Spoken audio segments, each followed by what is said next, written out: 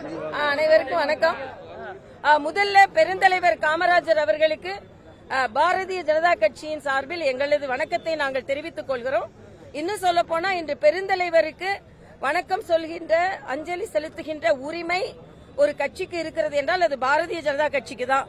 ஏனென்றால் மத்தியில் ஊழலற்ற ஆட்சி, பண மதிப்பிழப்பு நடவடிக்கையை மேற்கொண்ட பின்பு மரியாதைக்குரிய பாரத பிரதமர் சொன்னார், இன்று மரியாதைக்குரிய காமராஜர் அவர்கள் உயிரோடு இருந்திருந்தால் என்னை பாராட்டி இருப்பார் என்று சொன்னார். ஆக வளர்ச்சிக்கும் ஒரு ஊழலற்ற தன்மைக்கும் குறியீடாக இருப்பவர் பெருந்தலைவர் காமராஜர் அவர்கள். அதன் வழியில் தான் மத்திய ஆட்சி நடக்கிறது.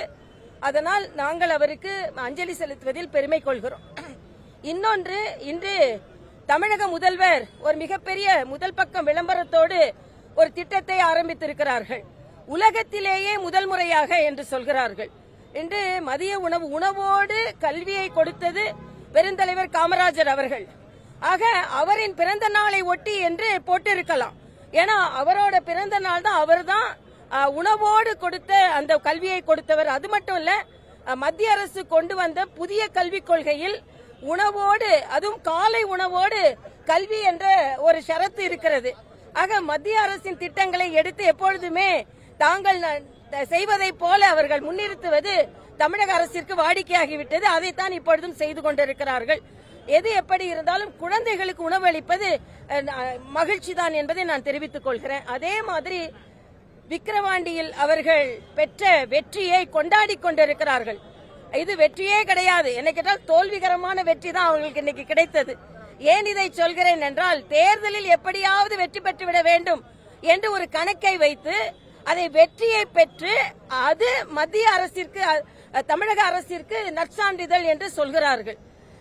வெற்றியை பெற்றுவிட்டு தமிழக அரசிற்கு அது நற்சான்றிதழ் என்று சொல்கிறார்கள். நல்லாட்சி எப்படி நடத்த வேண்டும் என்று கவனம் செலுத்துவதை விட தேர்தலில் எப்படி வெற்றி பெற வேண்டும் என்பதில் தான் அவர்கள் சூழ்ச்சியில் வெற்றி பெறும் கவனத்தை அவர்கள் பெறுகிறார்கள். ஆக இதுவும் வன்மையாக கண்டிக்கத்தக்கது. அண்ணன் ஸ்டாலின் ஒரு கடிதம் எழுதுகிறார். என்ன சொல்கிறார் என்றால், விக்கிரவாண்டி வெற்றி இந்த நல்லாட்சியின் குறியீடு என்று சொல்கிறார். ஆனால் அப்படி என்றால் நாங்கள் கேட்பது, கள்ளக்குறிச்சி மரியாதைக்குரிய ஆம்ஸ்ட்ராங் அவர்களின் கொலை இது எந்த ஆட்சியின் குறியீடு என்று கேட்கிறேன். ஆக அது நல்லாட்சியின் குறியீடு என்றால் இது மோசமான ஆட்சியின் குறியீடு தானே. அது மட்டுமல்ல, உண்மையை கொலை செய்து கொண்டிருக்கிறார்கள். எய்தவர்கள் எங்கோ இருப்பது, அதை காப்பாற்றுவதற்காக, எய்தவர்களை காப்பாற்றுவதற்காக அம்புகளை கொலை செய்து கொண்டிருக்கிறார்கள் என்பதுதான். இந்த என்கவுண்டர் என்பது முற்றிலுமாக தேவையற்றது. ஏற்கனவே சரணடைந்த ஒருவரை என்கவுண்டர் செய்திருக்கிறார்கள். ஆக கொலை அங்கே உண்மை கொலை செய்யப்பட்டிருக்கிறது என்பதுதான் நமக்கு கிடைத்திருக்கின்ற தகவல். அது மட்டுமல்ல, போலீசார் அவசரமாக இந்த காணொலியை ஏன் வெளியிட்டார்கள் என்பதும் மிக கவலை அளிக்கக்கூடிய ஒன்றாக இருக்கிறது. இது எல்லா சட்ட வல்லுநர்களும் என்ன சொல்கிறார்கள் என்றால், உயர்நீதிமன்றத்தில் இது தாக்கல் செய்யப்பட்டிருக்க வேண்டிய ஒன்று. அது மட்டுமல்ல, அந்த காணொலியை நாம் பார்த்தோம் என்றால், இவ்வளவு ஆள் நடமாட்டம் உள்ள இடங்களில் கொலைகாரர்கள் வந்து கொலை செய்கிறார்கள் என்றால் அந்த துணிச்சலை அவருக்கு யார் கொடுத்தது? இந்த இடத்தில் நாம் இத்தகைய அராஜகத்தை அரங்கேற்றினால் கூட நம்மை யாரும் கண்டுகொள்ள மாட்டார்கள் என்று அரசாங்கம் அவர்களுக்கு நம்பிக்கை கொடுத்திருப்பது தானே காரணமாக இருக்க முடியும். ஆக மிக படு பயங்கரமான ஒரு சூழ்நிலை தமிழகத்தில் நிலவிக் கொண்டிருக்கிறது.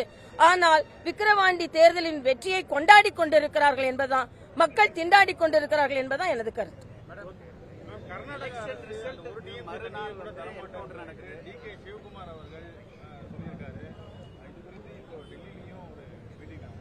அதாவது நம்மளுக்கு ஒரு டிஎம்சியான் உடனே கொடுக்கணும்னு சொன்னது 8000 கன அடி தான் கொடுக்கிறேன் இப்போ சொல்லிக் கொண்டிருக்கிறார்கள்.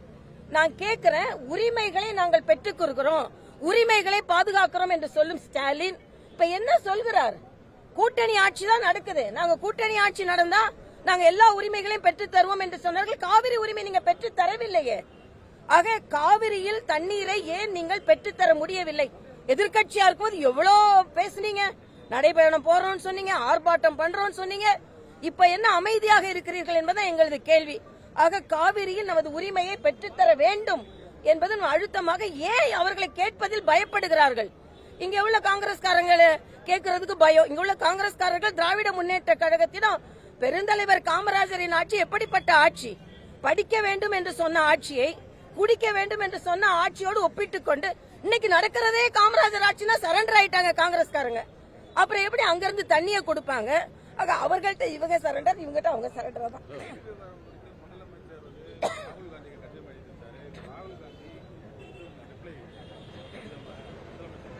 இல்ல, இதுல ஒரு தவறான கருத்து முன்னிறுத்தப்படுகிறது. கிராமப்புற மாணவர்களுக்கு இது நீர் சரியில்லை என்று சொல்லி இருக்கிறார்.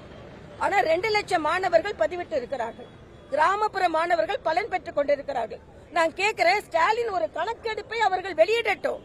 நீட் வருவதற்கு முன்னால இத்தனை அரசாங்க பள்ளி மாணவர்கள் பலன் பெற்றார்கள், நீட் வந்ததற்கு அப்புறம் இவ்வளவு பேர் பலன் பெற்று இருக்கிறார்கள், இவ்வளவு கிராமப்புற மாணவர்கள் பலன் பெற்று இருக்கிறார்கள் என்று வெளியிடட்டும். வெளியிடாம சும்மா நீட் வேண்டாம் வேண்டாம் வேண்டாம் என்று சொல்வது மாணவர்களை திசை திருப்புவதாக நினைக்கிறேன்.